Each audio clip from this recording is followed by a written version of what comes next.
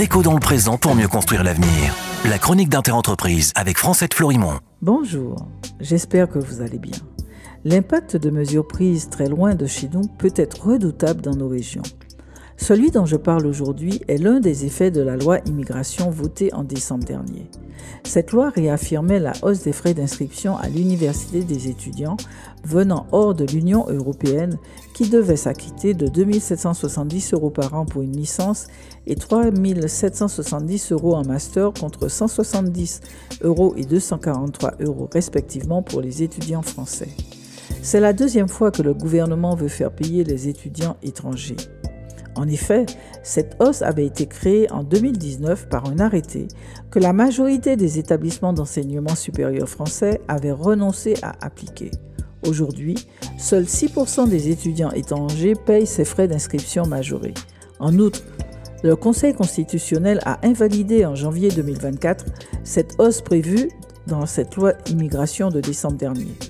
Campus France, le dispositif qui organise la réception des étudiants étrangers en France, clame d'ailleurs depuis sur son site que les modalités ne changent pas, voire que l'objectif est d'accueillir 500 000 étudiants étrangers d'ici à 2027 contre 402 883 précisément aujourd'hui.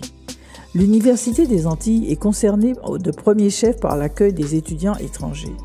Un tiers de ces 14 000 étudiants répartis dans les 5 campus viennent de l'étranger, notamment d'Afrique. Précisément, du Maroc, de la Tunisie, du Bénin, du Togo, du Mali, du Sénégal, de la Côte d'Ivoire, du Cameroun, etc., principalement des pays francophones. Ce sont eux qui challengent le corps enseignant et qui tirent l'université vers le haut, m'a déclaré un doyen lors d'une récente visite à l'Université des Antilles. Eh bien, pour l'année universitaire 2024-2025, la gouvernance de l'Université des Antilles a décidé de réserver l'exonération partielle et totale des droits d'inscription différenciés qu'aux seuls ressortissants de la Grande Caraïbe. Cette décision va créer deux difficultés.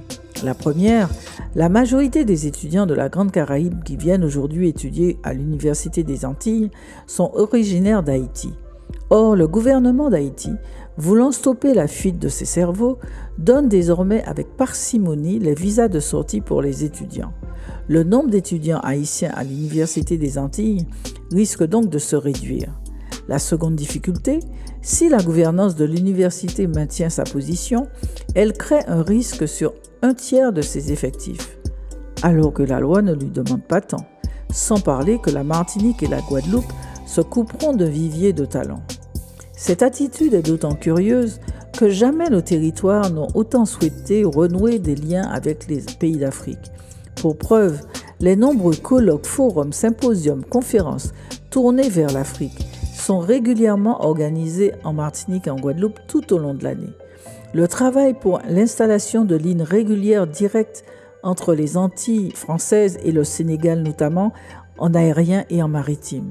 La récente visite du président du Bénin, les nombreux stands de produits africains de toute nature dans les galeries marchandes et les foires en Martinique et en Guadeloupe, etc., etc.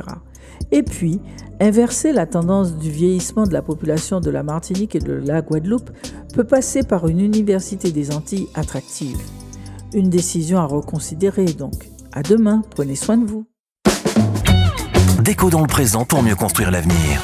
La chronique d'Interentreprise avec Francette Florimond.